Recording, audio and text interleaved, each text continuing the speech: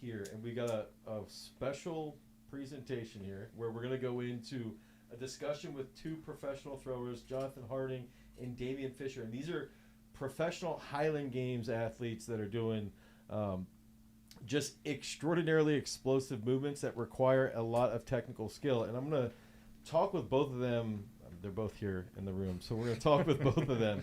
But just go over sort of like what it takes, what kind of lifts they're doing, what kind of training they're doing, and then ultimately dig deeper into even like balancing having a job, having a family, and becoming, one of the best Highland Games athletes in the world. So Damian here has finished second and third at the World Championships. He's a two-time national champion, including last year. Jonathan has been to Worlds twice. He's finished sixth with his highest placement at the World Championships. So, guys, welcome to the podcast. And this is Damian's second time. Second repeat appearance. Yeah.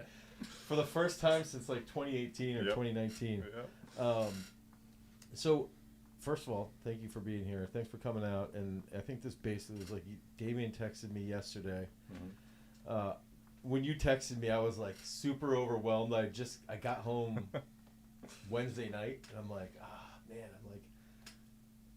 I just want to do this live and go home. But then I started thinking about it. I'm like, if I don't see you guys, I'm gonna feel like such a dope that we didn't do this. So I'm glad that you texted me. I'm happy that you're here. Yeah, well, thanks for making time. Yeah, and I think that I want to go right into it. If you guys could both explain what.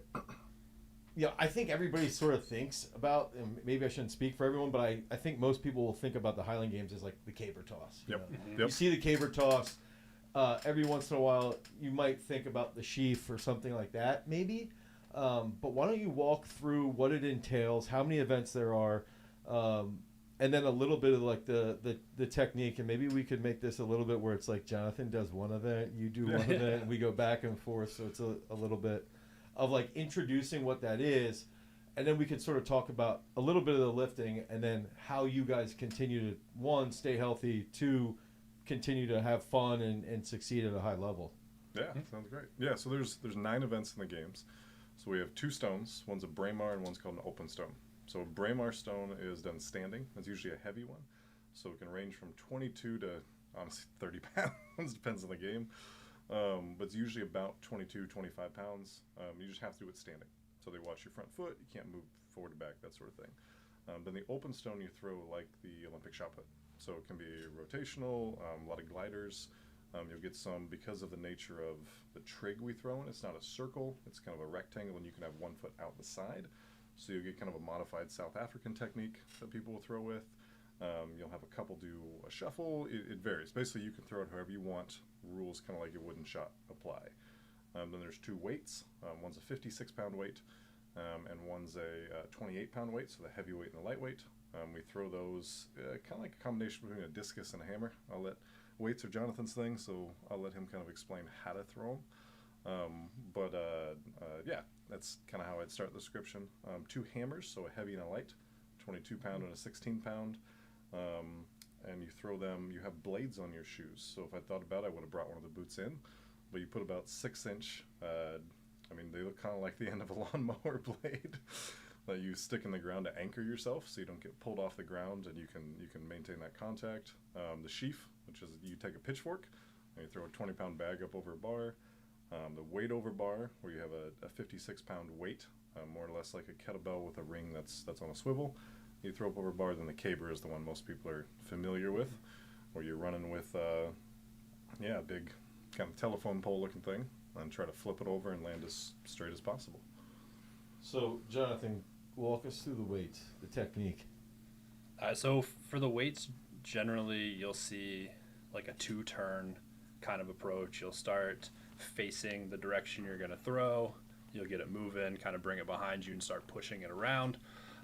Once you push it around, you do sort of this 3/4 turn. So your left shoulder then is facing about where you throw. And then you're going to do a full 360 as you drive forward to throw it out.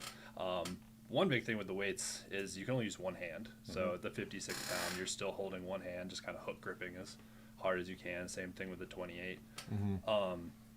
And, really, the technique is for both of the weights really is just you got to learn to work with the weight. 56 pounds rotationally is just, it'll drag you around, it'll tear you apart if you don't actually learn how to work with it and move with it. You want to try to keep that hip, either in line or in front of the weight, to kind of keep that power, because once it gets in front of you, you can't really catch up, or it'll just pull you around. The technique's pretty similar with the 28, same kind of setup, but it's a lot faster. It's surprisingly faster. It's surprisingly faster. Which one's done first? We usually throw the heavy first. Okay. Yeah. So games are usually split into either 2 days or 1 day. Mm-hmm. If it's 1 day, then we'll go the 2 stones, so heavy light, 2 weights, heavy light, 2 hammers, heavy light, height events, and then usually finish with the caber. Okay. Often the championships, so like this weekend out of the Celtic, are split into 2 days where we do the heavy events on day 1, and then one of the height events in caber, and then we have the light events and one of the height events on day 2. So it depends a little bit, but typically do the heavy first. Yeah. Okay. So I wanted to bring up too is that Damien threw in college. Mm-hmm. Jonathan did not throw in college at all. No. And how did you initially get into throwing? Like, how did you even get in, not throwing, but the Highland Games? Because to me, it's like, I was fortunate enough that I was exposed to this. I don't know, Jonathan, I don't know if you knew Paul Ferenczi at all, but like I met Paul when I was like 15, and he was like this guy that would always be at the Celtic Classic, and I had gone down there when I was in high school randomly. So like as a shot putter, I knew him, and he would just give me VHS cassettes to watch. Right. Is Harrison Bailey still around too? Because He's still around. He comes around. Yep. Yeah, so he was I see him throwing. every year. Yep. Yeah, he was throwing when he was like the real deal when I was maybe in college. But how did you get into the Highland Games outside of that like throwers world? We went when I was a kid to the Ligonier Highland Games. Okay. And I just remember being 7 years old watching the Braemar, and I was like, someday that's going to be me. And then I have a much less dramatic story. And then and as I was kind of transitioning out of rock climbing, I was just like, well, I said I was going to do it someday. Like, might Now's as the well time. do it now. And it was just so much fun and such a good community. Yeah. And helps being kind of good at it. Yeah. Stick with it, but yeah. What about you, Damien? Like when you left, when you were done in college, like, Yeah. is that essentially So I actually went to my first Highland Games when I had a year left in college. okay? We went because my now wife loves bagpipes. Like, we'll be brought to tears Yeah. by Amazing Grace. Yeah. And so we went because we saw there was an ad for it in Ferndale, which was a town kind of right next to where we were going to school. So we went and watched. And then we actually, 2 other buddies from our track team went as well. And we saw them throw, and we're like, oh, that'd be a cool thing to do next year. One of that next season, one of them tore his pec and one of them broke his ankle. Oh god. So I was the only one who actually made it to the game Okay. the next year. Otherwise, all 3 of us might still be in it. Yeah. But that was really it. Was I saw the game because we went to see the festival. Yeah. I knew what the games were through throwing, kind of the history of throwing, but really just went there by chance. Saw people throwing, thought that'd be kind of fun to do. Came out the next year for it. Ended up, kind of like Jonathan's experience, he ended up being decent at it, kind of right off the bat. I did it for a little bit just for fun, and then someone said, hey, have you thought of going pro? And I was like, you can do that? And they're like, yeah. So put some more work into it. Within a couple years was then able to go professional. But yeah, just same kind of thing. Was aware, but stumbled into the games. Yeah. I think that's most guys' story is something similar. Of they know somebody or they stumbled into it or saw it around. It's not when you typically see them in front of you. What are you doing now? Are you still at Western Washington? Yes. Okay, so Yep. you're strength coach at Western Washington. Yeah, head of strength conditioning at Western, and then I coach the throws as well. Okay. And how often, do they have football there? They do not. Okay, so Yep. that makes it maybe a little bit more tolerable, slightly, maybe. Yeah.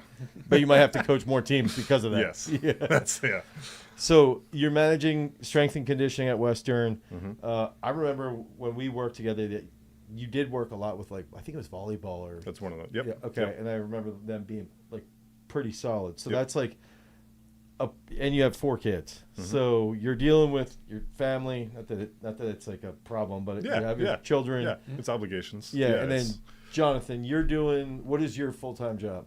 I work from home doing some finance stuff. Okay. Yeah. So it's a little bit, maybe a little. He's got no excuses. What he's saying. Right. Yeah. I can see my squat rack from my desk. You know. I guess that's actually that's like one thing that I like to bring up is that when you and I feel like Damien, I feel like you could relate to this. It's like people oftentimes will be like, dude, you're in a gym. Like, of course it's easy for you to train. And it's like, dude, when you're in a gym, like, first of all, you're moving weights constantly. You're constantly, and you don't even think about it. Yep. And I was thinking about when you guys were talking about the 56 pounds. It's like, well, when you pick up a 55-pound dumbbell, it's not that heavy. Mm-hmm.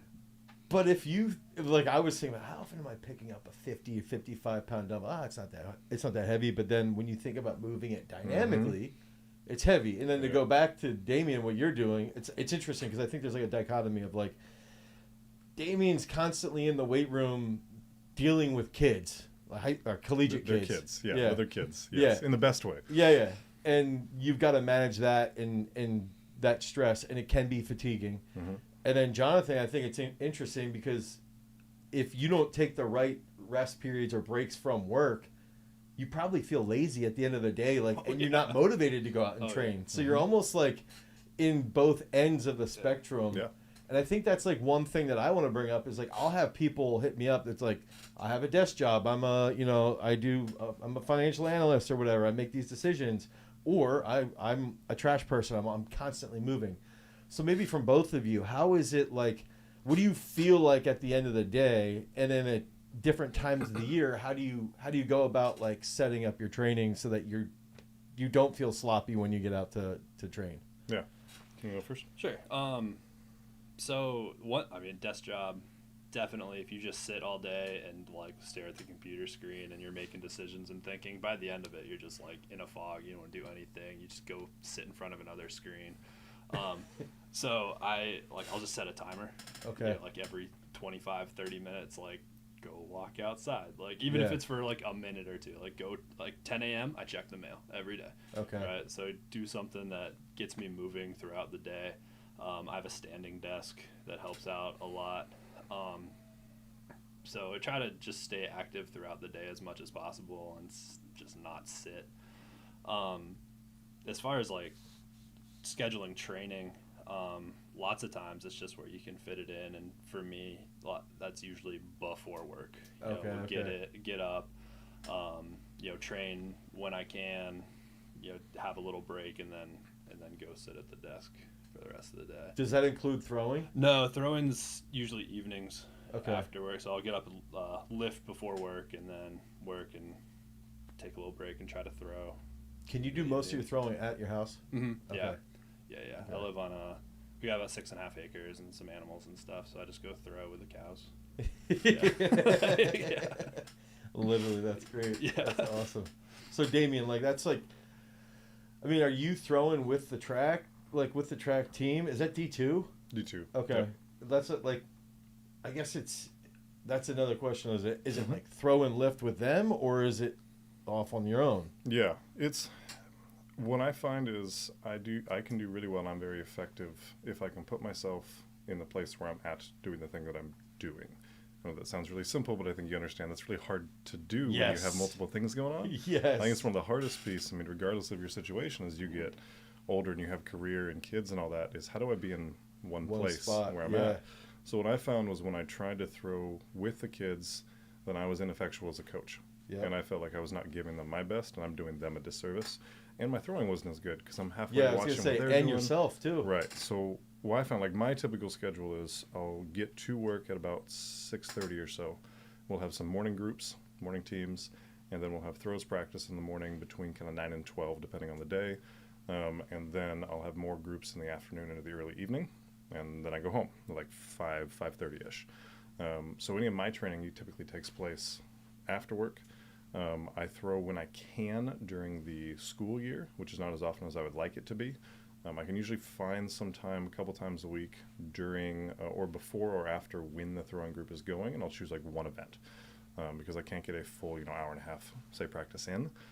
During the summer, when I've got a lot more flexibility, then I'd throw in daily.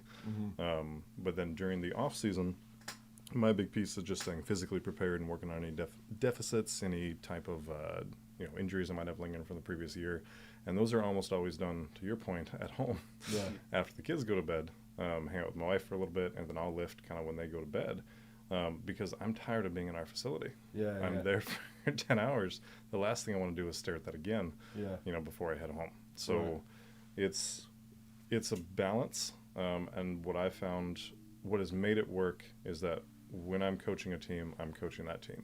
When I'm programming, I'm programming. When I'm throwing, I'm throwing. When I'm at home with the family, I'm at home with the family. And trying to be really strict with myself on those lines. And then honestly, the hardest part of that, I think, is accepting that you're not going to be able to do everything all of the time, and knowing that I put in everything I could where I was, and the result is going to be what it is. So I know it in regards to like throwing. Yeah. One of the difficulties as the family's grown, I've got 4 kids now, and as the career's grown, which are all great things, but I can't put as much time or mental effort into throwing as I did when I was in my 20s. Right. I've been able to be How old are you now? 33. Okay. So I've been able to be as or more successful in my 30s than I was in my 20s, but it's taken a lot more of the mental effort beforehand to make sure I'm in the right space when I'm doing what I'm doing, as opposed to just kind of showing up and thinking I can turn a switch on, because there's too many things got going around to be able to turn a switch on. Yeah, 100%. I don't even know if it's. I think what you're saying about like just being in one place at one time. It's funny because my wife was just saying like we were driving to work. We're taking the kids to school. Her car was broken down at the time. This is just when I got home yesterday, actually. And the whole drive, we're going in to take the kids to school. And it's like a 12-minute drive, 15 minutes. And we're talking about work, like the whole time. Because I haven't been home for 2.5 weeks. So I'm like, let's just talk about work. And then we drop up the kids off. And we give them hugs and say goodbye to the younger 3. The older one goes somewhere to another school. And then we get back in the car, and my wife's like, I think we need to, when we're in the mornings, like we need to work on like not talking about business. Like it's fun to talk about. Because then you feel like a crappy parent that you weren't with. We just 15 minutes driving, and we're just bullshitting about business stuff. And like it is the morning most of the time. The kids are just sort of like staring out the window, and they're in zombie world, still trying to wake up. But it's not even like the way you were describing it. It's like I think that's the best. That might be like the best advice just for life. As like when you're doing something, just do this. Like when Jonathan's out throwing with the cows, like he's just out throwing with the cows. Yeah. Well, I think it's underestimated. I think how difficult that is to actually pull off. Yeah. Because I think we can think of it and we can find our motivational quotes and whatever, which are all good and can help remind us. But it's really hard. And I think anyone, regardless of how much you're juggling, that it's really difficult to be where you are. Just all in that one spot. Yeah, even just in the sense of, if you're expecting a message or an email or something like that, how do you not, when I'm out throwing, I catch myself all the time. I'm trying to work on something, say with our administration or something else, and I'm waiting for that response back. So I'm throwing, I find myself still going to like check the phone and be like, did they email me? Right, did they get back to me yet? I got to get an extra scholarship for my shot putters. Right. Right. No, but for real though. And so allowing yourself to be where you are is really, really difficult, but I think is really important. I think that even rings true with if you're thinking about like social media. It's one of those things that's interesting because it's like I oftentimes, and you guys, you might, if you're on social media, it's neat because you can see what other throwers are doing. You can have direct access to somebody like Ryan Krauser, right? And you can see what he's doing. So it's amazing in the sense of like learning, and it's also cool because you can see your counterparts that you're training with or against and what they're doing, and it's almost motivational to a sense. But then the negative aspect of it is when you are throwing and you see something and it's like, or if you're lifting, I think it's oftentimes more so when you're lifting, not getting scroll brain or just not going on social media while you're in the middle of a freaking lift. Well, I'm sure it happens all the time with the athletes you work with too, where they'll have these questions because they saw this thing somewhere. Yeah. Even though it's not the technical model you're working within at all, and you've covered why we approach it this way and what we're trying to do, and they're like, yeah, but I saw this guy do this. Yeah. Like, what do you think? Yeah. How do you handle that? Right. For me, I try to be really transparent with the kids I work with on why we do what we do, why we have the models we have, why we have the loading parameters we do, all that stuff. And so if someone comes with that kind of a question, then we'll talk about what was the reason why they're probably doing that and why I don't think that fits within our model. So an example could be, a type of cue in a lift. Like a common one that we'll use, really simple one, like off the ground, is that idea of pushing the ground away to stand up. So you're using your quads off the floor and not like picking the bar up with your back in a clean. Right. A really simple one. But they'll find, someone else will say, well, when you pick the bar up off the floor, you should think about sweeping in with your lats. I'm like, cool. Yeah. I don't want you thinking of that necessarily right now because that's not what we're working on for where you are at in this lift, in this time, whatever the situation is. And we haven't really had any issues with it, just because I'm sure it stays in their mind. But I think the key to that is being transparent with them about why we're making decisions as coaches we are, and not just saying, well, because I said so. Yeah, You don't trust me? Do you let them have cell phones in the weight room? I do because we run Team Builder. Okay. I don't like it at Yeah. all. I don't have the budget, though, unfortunately, to have iPads at every rack. Yeah. So we do it off phones. Okay. And we've got a pretty good group of athletes, so we don't really have issues with them scrolling. The way we run our sessions is they're not sitting kind of down in between. Okay. But, stuff still happens. Yeah. Yeah. And also, I feel like the population of the world is also like there's going to be 2 to 5% of people that will still scroll brain. Yes. But like probably 90 to 95% of the athletes, I would assume, are like decent. Overall, they're pretty on top Yeah. of stuff. Yeah, it's mostly they'll see it, hey, they'll come into the office and be like, hey, I saw this on TikTok. Like, what do you think of this? Like, I saw Joel Seedman standing on his right foot was on a pad and his left foot was on a roller. Can we back squat like that? well, I think then it goes back to, I like to put the questions back to them on like, well, what are they getting out of that? Yeah. And this is why we did this exercise with these parameters with this. This is the adaptation we're after. What are they trying to do with that? Has anybody ever brought in like a garage strength video and asked? I think they brought in some Throws University ones. Oh, heck yeah. Yes, that's great. I guess, so that's like I think that's a super common thing of like, just how can you monitor yourself and monitor, what you're doing on social media and how to manage that as well as you can. Do you ever find, Jonathan, I was thinking about this with you at work, like, do you ever find that you're sitting there at work and you're like in your house, obviously, which I can't relate to that at all. Yeah. But for me, I'd be like, I'm sitting at work right now and I can go out and throw right now. I just want to go outside and throw. Like, how do you handle things like that? Sometimes I do. So everybody out there should immediately try to find a job that you can work from home. Yeah. Yeah, like I said, this guy's got no excuse. Right. Yeah. No excuse. Especially like sheaf. Yeah, because you don't need much space to do that. Like, I can just go step outside, take 5-10 minutes, take There's some your sheaf 5-minute pulls, break, yeah. take your 5-minute break, and just throw.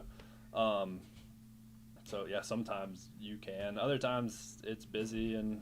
What kind of communication tool do you guys use? Do you use Slack or like Microsoft Teams? Teams, or? yeah, mostly Teams and Zoom. Okay, so I don't know how Teams works, but I know on Slack, like, we can see when our employees are on Slack that if they're working from home. And Andrew, you better be taking notes right now. It's funny because I'll be like, I see Earl's green dot. Why isn't he responding to my thing? I was thinking with you, you're like, you put if you had Slack, I don't know Teams again. It's a similar, Okay. we use it as well. Yellow dot when Yeah, you're away. so you're like, Yeah. but you keep it on, and so you're there, and then you just have something like your watch tells you if somebody's notifying you, like Have someone come by and move the mouse. Right, yeah. I'm still at the desk. Yeah. I think it's like it's one of those things where I guess the next question that I had for you guys is like, how do you make a decision in a sport like Highland Games? Because I think one transition that I have struggled mightily with was like when I decided I was not going to throw anymore as a shot putter. It's a very relevant question. Yeah. There's two things. It's like, when do I stop? Right? Like, I'm not I'm not going to the Olympics. There was never a prayer, I should stop doing this. But I also really, really enjoyed the competitive aspect. Yeah. And then the next transition for me that I really struggled with a lot is like, you guys are huge. Like, you're big, hulking individuals. And for me, it was like, I didn't want to be small. I didn't want to do that. So then it was like getting out of this competitive environment was a struggle in itself. And then on top of that, like, I want to be healthier. I don't want to, I don't want to, I want to be healthier, but I didn't want to become a small person. Mm-hmm. Like, You're still training. You're still going to train. You're Yeah. still gonna lift. Yeah. So I is there like any common, I mean, is this a discussion point in the space? Like, how do you guys handle that? And I was even thinking about with Eric Lilly from Air Force. Kyle, yeah. Yeah, or Kyle. Kyle. Yeah, Kyle. I don't know why I thought Eric. But when we were talking about him, I had seen him at the trials. And I hadn't, like, put it all together why I knew him, who he was. But he's dude, he's a big dude. monster. He's a big dude. He's a monster. Yes. And it made me, I was thinking about that. Like, I think maybe he's a little younger. I don't know. He's about my age. Okay. Yeah. But it's one of those things too. And like, how do you guys navigate through that space or that thought process? Yeah, I mean, I made the comment to him because we've actually been talking about this amongst the two of us a little bit over the course of this year of, like, when this exact question is, when is the right time? How do you stay in it? That sort of thing. I know for me, it's next year is, as of now, my last year, like, on the pro circuit. Okay. Just because of the family responsibilities, the work responsibilities are growing all in good ways. And it's become a point where I don't feel good about the time and energy I can put into throwing. So I think I could get a few more good years and still be a decent level pro. But I have pretty high standards for myself, not necessarily about how far it even goes, but about how I conduct what I'm doing. And if I feel that I cannot actually put essentially a well enough effort into it, then I don't think I should be going to championships or taking up people's spots or that sort of thing. So I'll likely throw some local games, like have fun still throwing, but I won't be active kind of on the circuit anymore.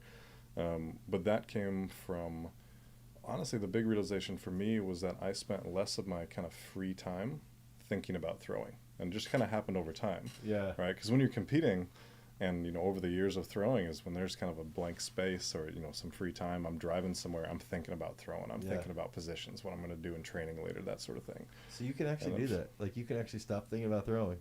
It's just happened. That's weird. And it's dude, I think about throwing. But this is what I mean is it's constantly. switched. Now I think about throwing in the context of how do I help my kids. Yeah. Okay. That's So throwing is always it's on my always mind. there. Yeah. Even though my full job is strength conditioning. Yeah. That throwing is the thing that always circulates around. But it's shifted really strongly to how do I help my throwers the most, as opposed to how do I be as good as I can. And that was one of those big signs for me that, like, I can probably still throw and still be pretty decent, but it's time to start shifting that phase of life, if you will. Yeah. So I feel fortunate that it's going to be more or less on my own terms, that I can still throw well. Right. But it seems like that time has started to come. I think it's actually good too that you designated. I'm gonna get this coming year, next year, 24 or 25, and then that's gonna be like. I think that also having that almost like a deadline is positive. I think a big thing for me was being under my own terms, if you will. Yeah. I'd been going back and forth on this year. I've been banged up a little bit this year, and I don't want to go out on that. So I want to go out on a year that's kind of my terms. So set like, this is it. I can prepare. I can get all ready. If I have an awesome year, then that's still like I'm leaving on my own terms type thing. Jonathan, do you have anything to add to that? Pretty similar situation, really. Like I said, we'd been talking about it a bit, and knowing when, and also how to stop. Like, do you just cut it? Is that drive still there? Local, yeah. 'Cause, like, I don't think I could just not compete. Like, that doesn't seem. I mean, I think my wife would go nuts if I just stopped competing. my wife's concerned. Yeah. I mean, earlier this year, I was really wondering if this was going to be the last year. Just from, I know how much time and effort it takes me to be as good as I want to be. And like you said, just other responsibilities. Like, I don't know if I have that much time to continue putting it in. And I would like to still throw in some, support the community around me, but a similar thing. Like I don't want to be the pro that hangs on. Well, I think it's Too long. Yeah. And take other people's spots just because I've been around. Well, I think it's tough too, because like every time I travel, it's like I come here for this game, and the thoughts are like, oh, I could do this forever. I keep doing this. Yeah. But then you go back home, you get in the rhythm of everything, and they're like, that's a lot. Like the travel's a lot. Yeah. If we travel a dozen times a year, there's one game I can drive to. Right. So you're flying all around the country or the continent. And then when you're there, you're like, oh, this is awesome. Yeah, I don't want to ever stop this. Mm-hmm. But then once it ends, reality kind of comes back, and it's like it's not just affecting me; it's affecting the family that you're away from. Yeah. The time cost of training and travel. Yeah. What are the most common, because you both mentioned with injuries, and I was just thinking, like, what are the most common injuries you're going to see in the Highland Games? Like, mainly, I mean, I would have a decent idea, but I want to know, like, event specific, like, hammer versus, let's go hammer versus, like, the weight. Like, I'm thinking, like, I want to see those relative injuries and, like, what you feel like you guys build up consistently at that year over year can become this compounding issue if they're not dealt with accordingly. Yeah, I guess I'll start with hammer. Hammer's my thing. And it has been every year for the past handful of years, there's been some kind of abdominal tweak. And I've recognized in working with, physical therapists and stuff that it's from an issue that came up about 4 years ago that I didn't address as well as I should have. I just kind of threw it and moved on because it wasn't bad. And it was an intercostal issue. And then that turned into oblique, and then that turned into abdominal, and then that turned into, sports hernia. Then it's things have been kind of moving around the abdominal area. The hammer places a huge stress, at least how I advocate throwing it, and it's worked for me, it places a huge stress on the abdominals. And I think I prepared them very well. I do a lot of abdominal direct work, but that stress over time, I think, is wearing. And I was gonna say, how do you prepare them? Like, is it isolation work? Is it compound movements, or is it? Look, I think it's a multitude of everything. I think it's a combination of both. I mean, for me, a lot of it is looking at what position am I in, how do I load it at that end range. So something like in the hammer, we have a big reach where you're kind of laying back and everything is lengthened. Yeah. One, obviously, your biomechanical position matters. So if you kind of open up the rib cage, that places too much stress. So obviously, technique kind of is your first piece. But in that end range, I'll do things like either with a plate or a medicine ball, like on the GHR. Yeah. Like a reverse crunch. So reach back and really lengthen. Almost like kind of like the CrossFit. Yeah. That kind of thing. But it does make sense. Yeah, where you're really trying to feel, how do I load at end range? Do a lot of different loaded twists. A lot of different, loaded twists where I'm reaching up and back. Specific strength work, like whether it be plate winds or heavy kettlebell winds, plate sweeps, kind of like doing the hammer release type thing. Yeah. That I think have allowed me to get as good as it as I have and stay relatively injury free, in the sense of I've never missed a game from injury, but there's a lot of dings. But I've been able to avoid any serious injuries despite competing for 11-ish years now in the games. Yeah. Knock on wood. What about you, Jonathan? Like with the weight stuff, because that's what I want to know is like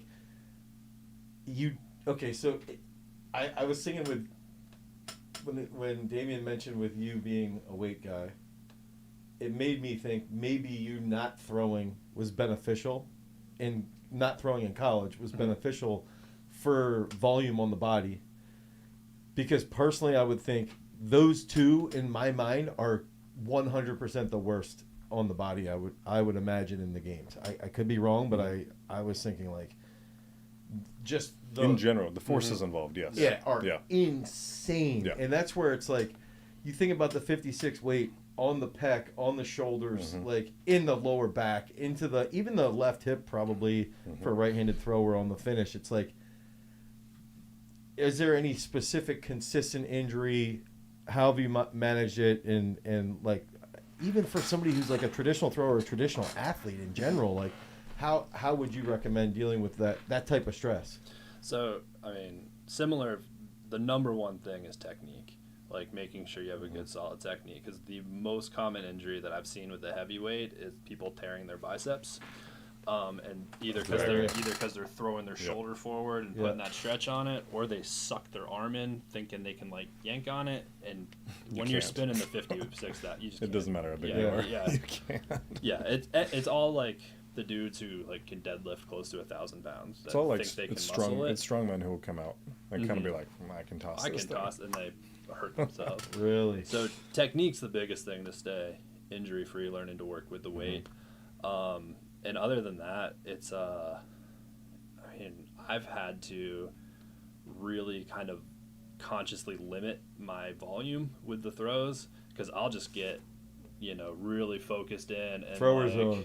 Yeah. 4 hours later, you're still standing there. How many did I take? You're like, oh Just man, one more. right? Or Just the next one. right. You feel that one good one, and you're like, can I replicate that? Yeah, and like yeah, 10 throws later, you're still Yeah. chasing that number. Yeah. And then the next day, you're just wrecked. Yeah. Yeah.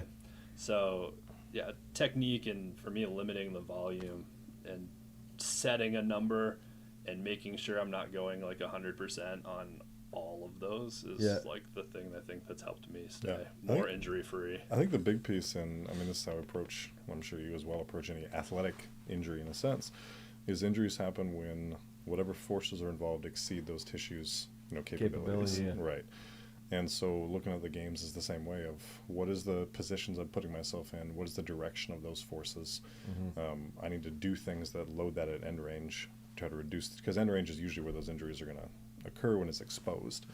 So what do I do to try to not just strengthen but build the capacity of those areas, speaking to your like number of throws thing, that you don't get hurt because you took 20 throws, you get hurt because you're only conditioned for 12 and you took 20.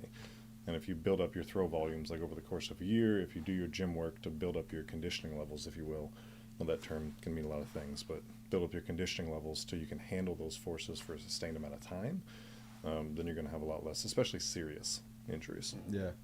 When you were saying that, as soon as you said end range, I immediately thought about, like, I've been hammering hamstring research and reading about hamstrings and hamstring strength, and it's like an ungodly amount of the hamstring injuries are someone's coming out of the blocks, someone's in the beginning of acceleration, they reach too far with their foot placement, the foot ground's too far in front of center of mass, the hamstring's super lengthened, and they do something bad, like pull, tear, whatever it might be. And it's interesting when you figure out specific types of movements that can target that, or even like one exercise here with this exercise here can do wonders.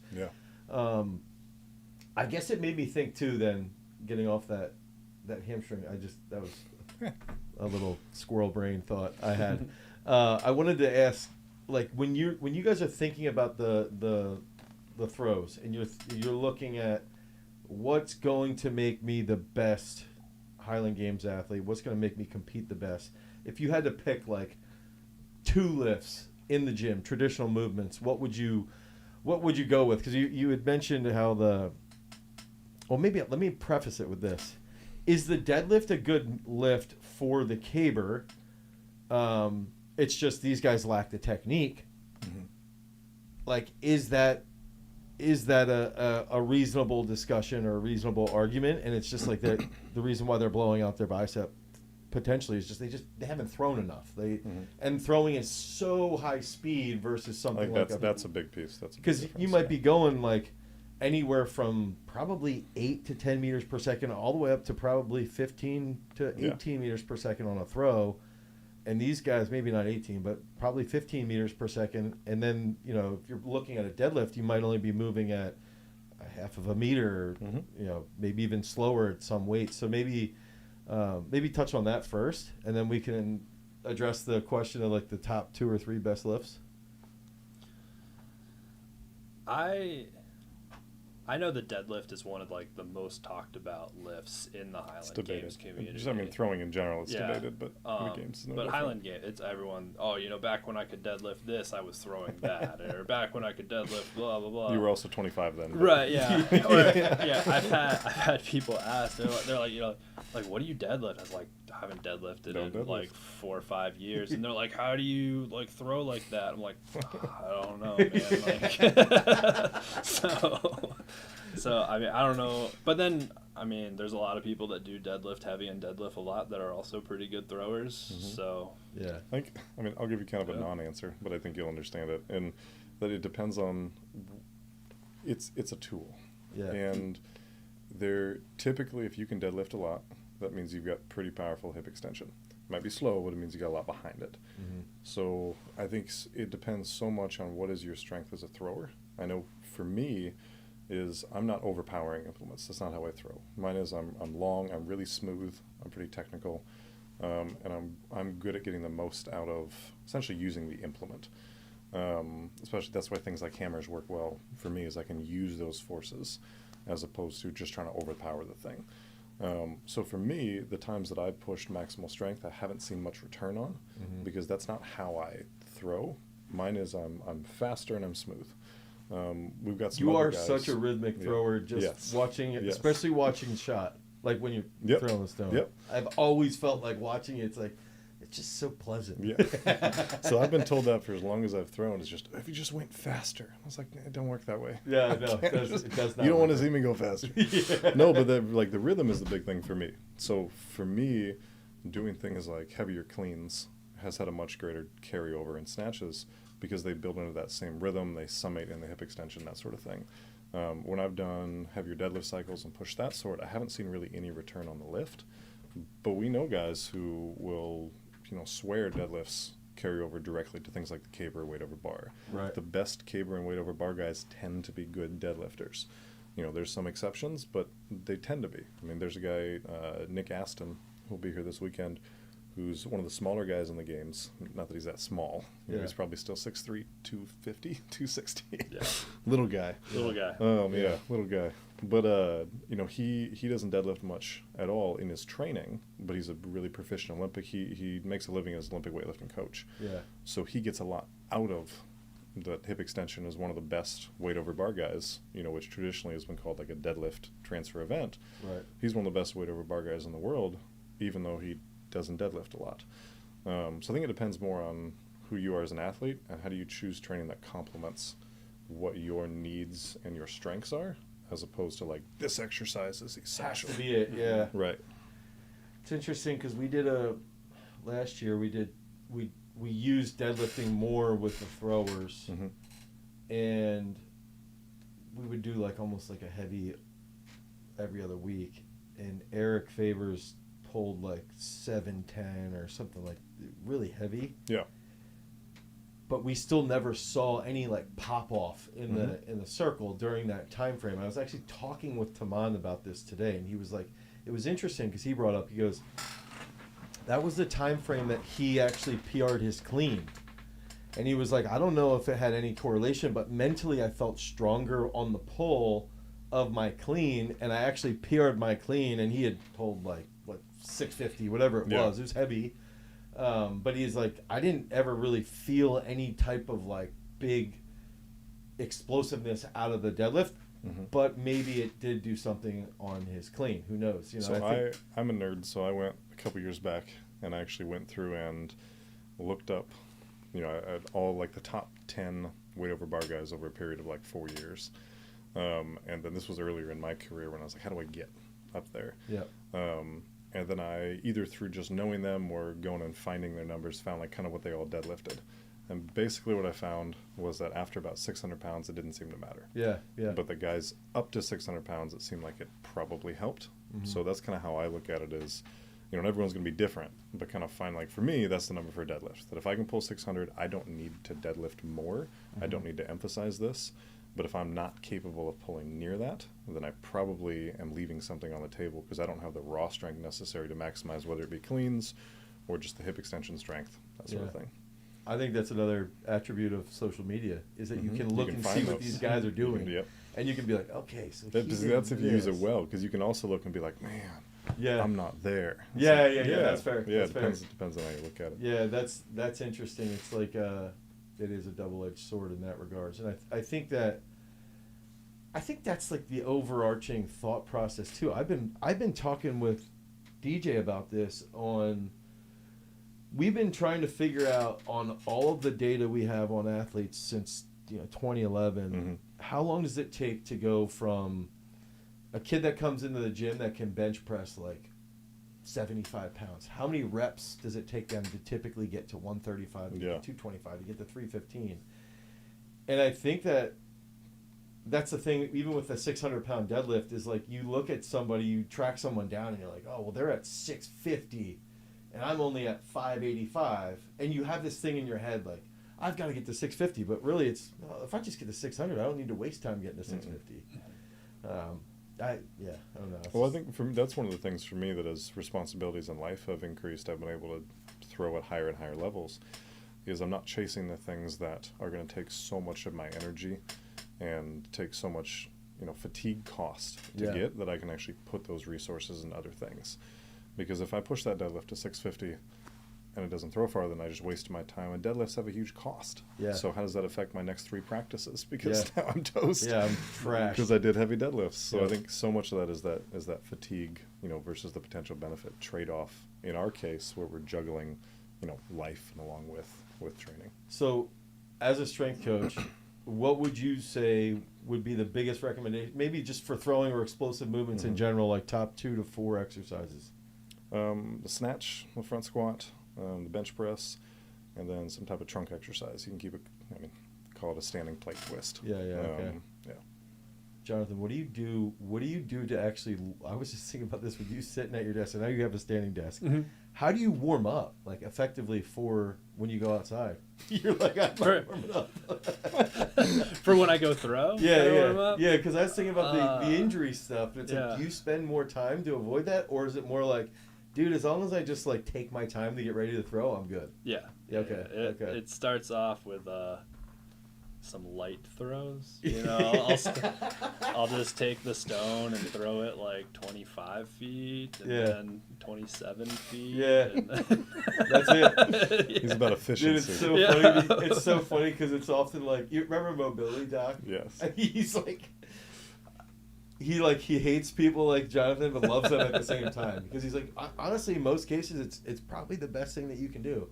But then there's also some times where it's just like, dude, you're hurt all the time. Now, in your case, I don't think that's the case. It's so when I was out, was it maybe 2 years ago when I watched you guys practice? Yeah. I came back and one of the throwers was worried about, because of her class schedule, she wasn't sure if she was going to get the full warm up she wanted.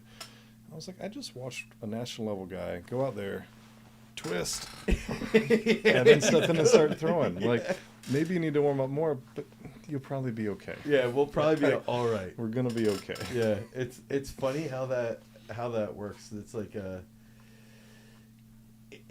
if you have a glaring, I think it's one of those things where it's like, if you're consistently getting banged up, then you've got to address it. Like in the fact of like, you take 15 throws and you're like, man, every time my first 5 throws, I'm getting hurt. Well, clearly there's got to be something that needs to be addressed with that. But if there's not, it's funny because we had a weightlifter, he snatched 161 in a comp, and this dude would come in, put his shoes on, and he'd just start moving the bar, and he would do close grip snatches to warm up, and then he'd move his grip out, and he'd just start snatching, and within 4 sets, he's up at like 130. Now, because he was so strong, as he got a little bit better and better and better, it got to the point where like his back would start to feel bad, and then he's like, I just don't get it. I don't know what's happening. I always just did this. I'm like, yeah, but you didn't always just snatch 160. You always snatched like 120 when you started. Like, so that's the point where I think that you just got to be aware of that. It's funny though, because to share this with Dr. B, when I went and trained with Dr. B, I was doing like a classic collegiate warm up, and he like looked at me and he's like, clearly he's like, what are you doing? Like in broken English. That's what you do. Man. Yeah. And he's like, I was like, I'm warming up. He's like, no, get in the circle. I was like, I didn't even do my dynamic stretches yet. Get in the circle. And then he starts saying, you warm up with standing throws, then you warm up with half turns, then you throw. That's a warm up. I'm like, okay, that sounds good to me. All right, yeah, I guess I think like taking this one step further, I wanted to ask you guys about like the competitive nature of high performance or Highland Games even, is like, I think it's an interesting sport because it's Mhm. not as edgy as maybe some other event or other sports are. Is that a wrong perception for me on the outside, or would that be? Because like to me, I feel like you get into like you go to the Olympic trials and there's Mhm. freaking pressure. You're going head to head with people. They won't even talk to one another in the middle of the comp. There's some people that hate other competitors. Like, is that relevant at all in the Highland Games? So, No, not really. but I mean, in a way though, I was actually talking with Nathan about this morning. In a way, those people get washed out pretty quick. And I think it's everyone I know and I've been around here for a while, who's been able to make it to the highest level in this sport, typically has a family, has a career, they have lots of things going on, and almost everybody was good at something else to varying levels. Yeah. So I think nearly everyone at the high pro level comes in and understands where this kind of fits. We take this seriously. We work really hard to be as good as we can at this, but we get that it's a piece of what we do, and it's not the focus of our life. It doesn't define me as a person. Whereas when you're going for the Olympic trials, trying to make the Olympics, most of those guys and girls are I am a thrower. Yeah, at I that moment in their life, I that is their need to be an definition. Olympian. And when I was that age, I was the same thing. Yeah. Right? And I know when I got in the games, I was more on that too, of I have to throw well. And now it's no, I want to throw well because I like to throw well. Yeah, I have a it's high standard enjoyable. for- Yeah, it's fun to see it go really far. Yeah. It's the best part. But I think we get one, contextually where it kind of fits in our lives, and then two is on the circuit we see the same people over and over again. Yeah. So, we don't want to be miserable hanging out with this guy that we're going to see 6 times this year. So some of those guys will tend to they just won't get invites. If you're kind of an asshole when you're in one place, Yeah, nobody's going to want you around. And an AD will often ask. I'm sure this happens to you too. The ADs kind of in your area will ask you and be like, "Hey, this guy reached out. What's he like?" And we're gonna be honest. We're gonna tell him "Nah, man, he's a pain." Or we're gonna tell him "No, good dude, great to have around. He'll put on a good show." And then those guys kind of get washed out. So we have very little problems with that at the pro level, but I think because it kind of self-regulates. Yeah. And I mean, we'll have conversations with guys. I know I've had a couple where guys come in and they're kind of acting out one way or another, and being a guy who's been around it now, you'll have the conversation of "Hey man, Ease up. take this serious. I take this really serious. Same time, we're all here doing this as a second thing in our life. Learn to coexist a little bit. Yeah. It's not it's not going to work if you're standing off on the side. There's 9 of us over here talking, and you over there getting hyped up. Yeah. It's going to be miserable for you too. Yeah.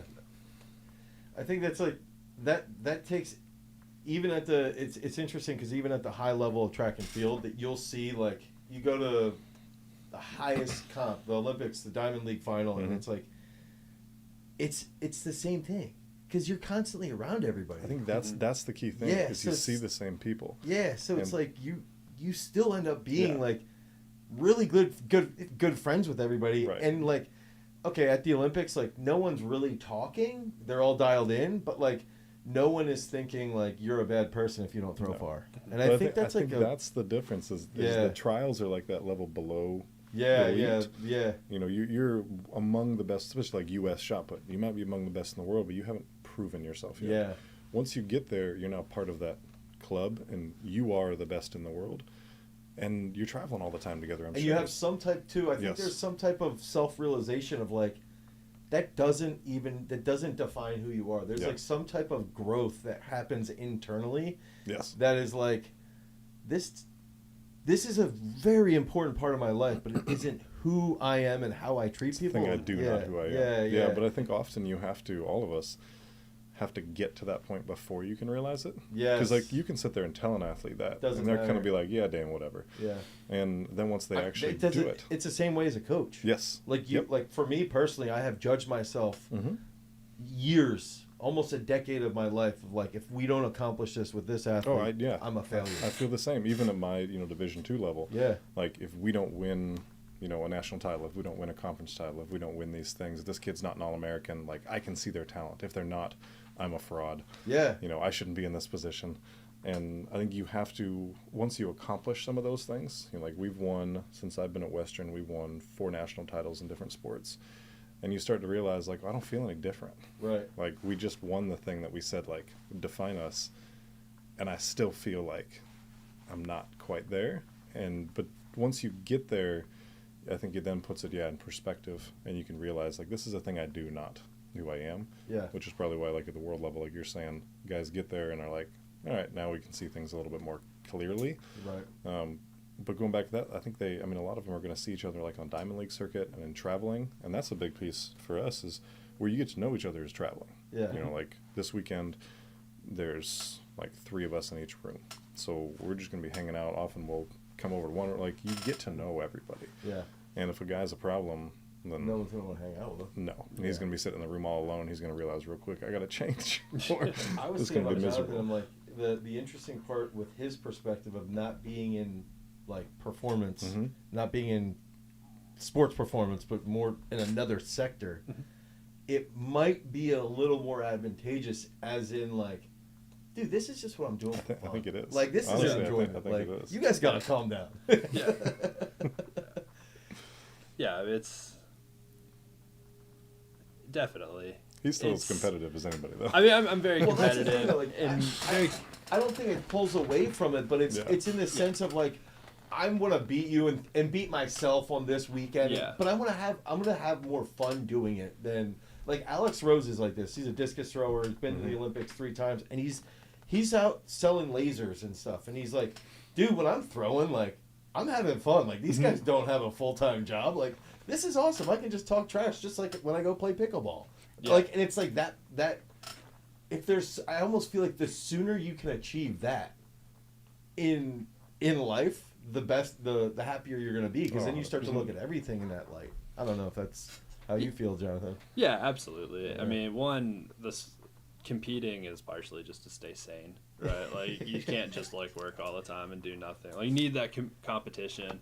Highland Games especially is fun because I can be as competitive with myself as I want, you know, and Yeah. like I can focus on mine. If I have a great day and finish poorly in the overall, like I still had a great day, and like, you know, so there's different types of competition that you can focus on, because I can't control how Damien throws, which is usually better than me.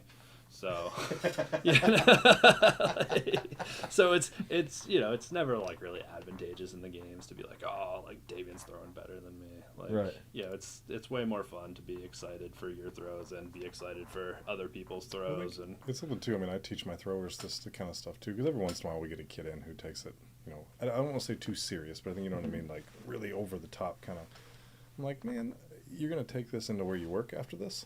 Like Right. you're gonna be like around the office. Right. yeah, Like, this doesn't fly. Busted your chest towards everybody. Yeah, this doesn't fly outside I might of do the that. sport. I might do that. But you work in a gym, so yeah, right. that's true. That's true.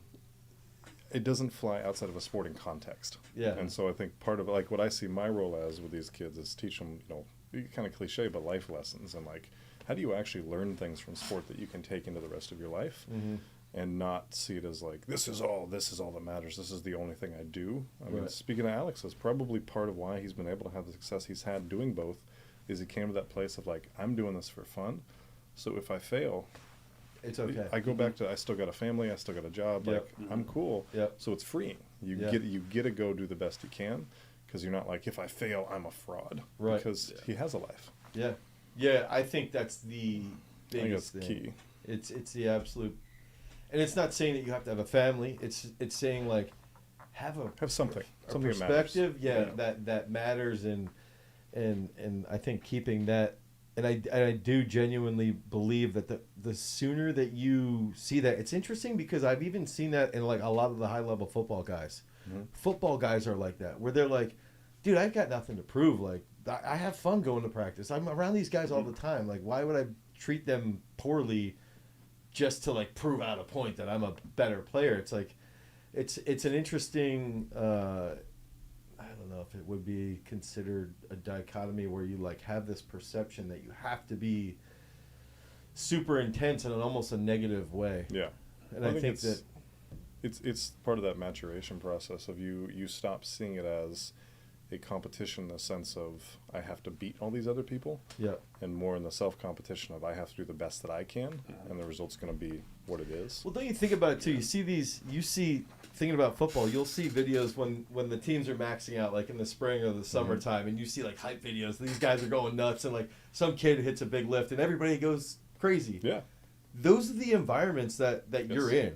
Mm-hmm. It's like that's the best environment is when everyone is rooting for everybody. Well, that's whenever, I mean, You're like, still being competitive. that's when but everyone it's fun. throws their best. I mean, Yeah. if Jonathan goes and hits a big throw, then I'm going to go congratulate him, and he's going to do the same thing. And that like your point, it creates the environment of like it's fun to now throw really far. Where if he goes hits a PR and we all kind of turn and be like, man, screw you.